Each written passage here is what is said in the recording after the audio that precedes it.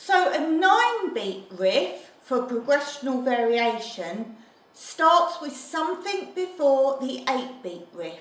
I'm not going to go into full detail showing it to you because I've already filmed that. I'm just showing you the extra step to put in front. So where we did the spring for 8, landing on the ball of the foot, for 9 we make a forward tap before the spring. Remember, land on the ball of the foot after the spring, because then you'll need a heel beat, so you need to be up on the ball.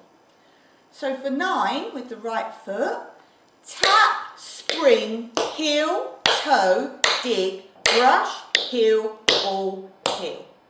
Let's do that on the left foot. Tap, spring, heel, toe, dig, brush, heel, ball, heel. Do it round the other way for you.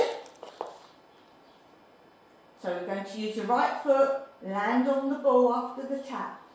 Tap, spring, heel, toe, dig, brush, heel, ball, heel. And on the left foot.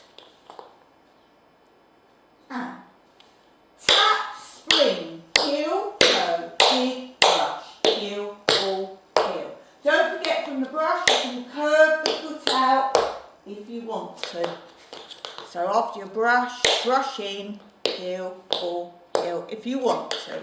You should be so fast by now that you might want to do that. So 9 a bit faster. Tap, spring, heel, toe, dig, brush, heel, ball, heel. Again. Right foot. Tap, spring, heel, toe, dig, brush, heel, ball, heel. Right foot.